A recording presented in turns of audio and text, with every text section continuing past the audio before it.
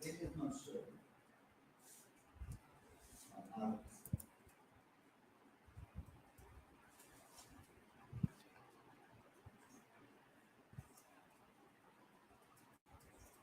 inside.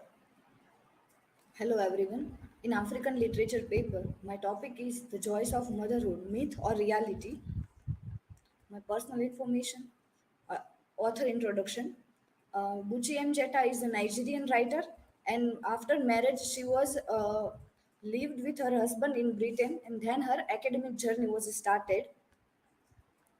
The beat information about the text, about the central character, the new ego, and the story unfold with her character and circumstances which she was faced and struggle in her life, her motherhood, and her feminine quality always challenged the joys of motherhood, myth or reality. In many societies, motherhood is wrapped in a many culture and religious meaning.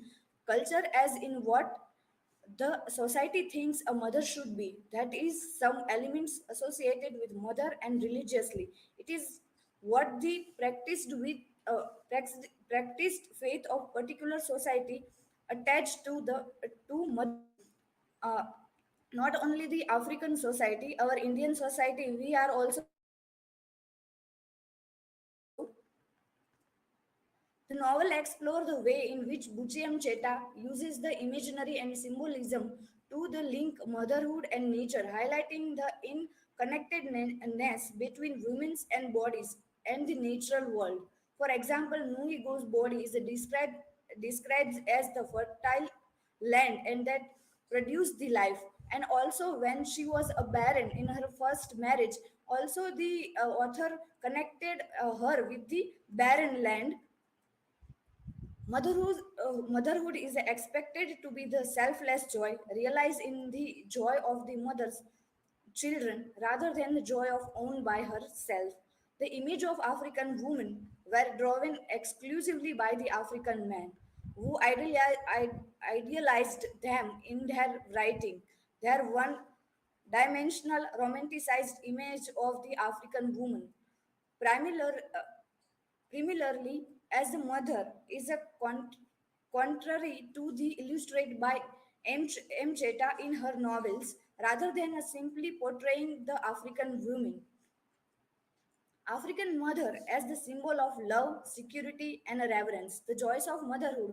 Buchi M. Cheta breaks away from the prevalent and many African writing and the tradition she was break down with the irony of the joys of motherhood, the traditional vision of the children as the source of joy and wealth, who more than imply a repay and a trouble of their upbringing. M. Cheta portrays the children as milestone around the mother's neck, as the greedy parasites who stuck their mothers to the death.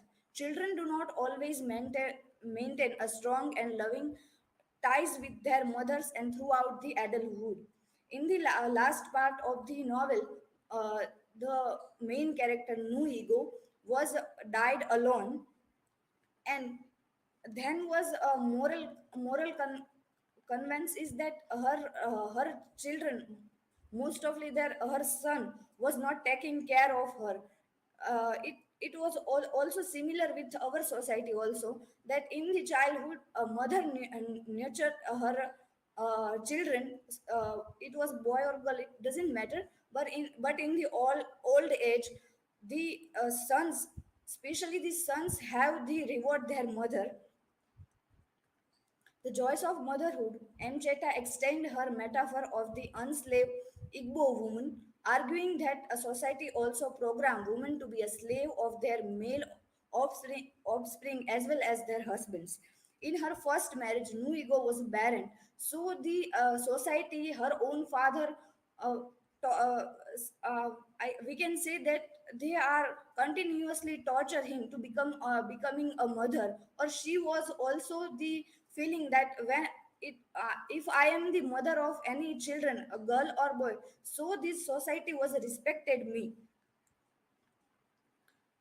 The Revati argue that while motherhood is often idealized and romanticized in the society, it is also a role that is fraught with the challenges and contradiction.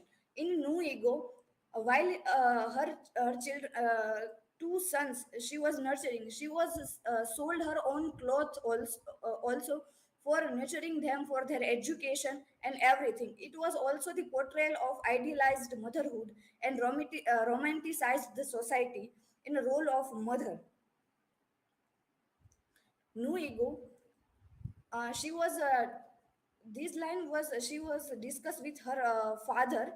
In her first marriage, her co-wife was pregnant and she was barren, so she was discussing with her father that I can't sorry, it was not that, but remember, I just forgot. Yes, yes, yes. Her neighbor, Nuigo's neighbor, was telling her about to go to the shopping, and she tells her that I can't afford another outfit because I am nursing him. So you see, I can't go anywhere to sell anything. Her first child, son, was died, and her another boy children who was ill. So she telling her neighbor that she was having only one pair of clothes, and she couldn't buy anything other than nurturing her son. Nuigo make sometimes Nuigo make the jealous her co-wife Adaku because she was only having the two daughters and Nuigo having the two sons. In their society, the uh, boy children's are or male child is more prominent than female child. In a novel, she was also telling that her daughters that you have to go to work and your brothers have to go to the tuitions for their education and better future.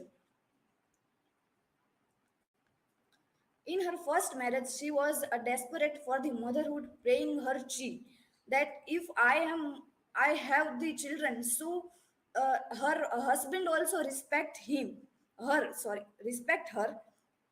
In the novel, having a many children, struggle, poverty, she was nurture her child and even making them educated. But in the end of the novel, ideal and a dreamy motherhood image is broken by her sons. And in the last part, this dialogue was come that many of the people, when she was died, many of people in their society was telling that she was a wicked woman. She was never coming back, never coming to uh, make any woman fertile, or even their own children pray her. She was never written or never blessed them. Some important dialogue from the original text that portrays her motherhood. Conclusion: No ego is suffering from the poverty and her struggle at the end. She was died and never returned to bless her children, and not giving any blessing to a woman for the fertility or becoming a mother. It was a showing that she was not able to bless anyone to having a child and motherhood. Motherhood are not a myth or reality, but rather a complex, multi multi-faced experience that varies depending on individual circumstance and societal norms. While motherhood can bring immense happiness and fulfillment, it can be also the accompanied by hardship, sacrifice, and particularly for the woman living in the patriarchy and improvisional societies. The myth or reality we can consider more it is the reality. While the in the all the while she was not having any child or having the child, she was always thinking about the motherhood. But at the end, the realities comes. She we can say that she can't able to face that her own son betrayed her, and it was more about the reality. The joys of motherhood can be in sometimes or some cases are the myth was fulfilled or the joy was fulfilled as a mother. But in the many time, if we consider this text, it was more about the reality, or it was also my interpretation of my interpretation to be see the new ego, her motherhood as a reality. Work citation. Thank you.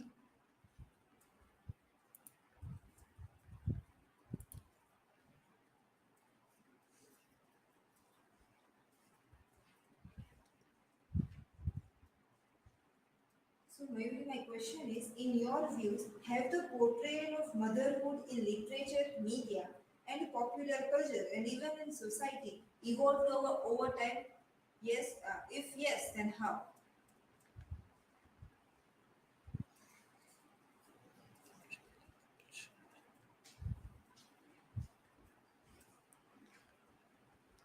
Yes, in a if we basically go through the social media, that portrayal of womanhood is more for the joys, but in the reality it was not happen.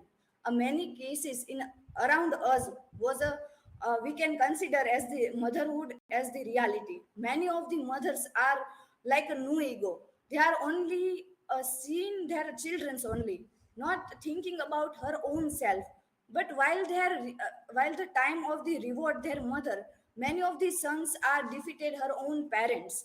And social media, we can also consider that our contemporary time, many of the mother are very joyous, and social media posts we say that see baby showers and many things. They are uh, deliberately thinks that my motherhood is a joyous.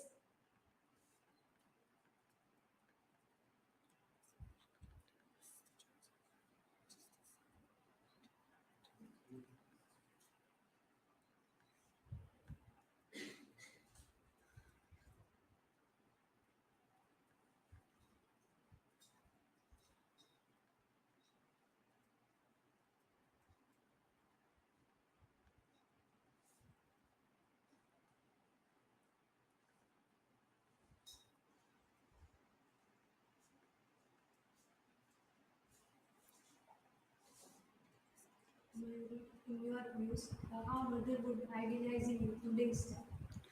In my point of view, the idealized motherhood is that we have to nurture our child, but we have to spend a time for ourselves.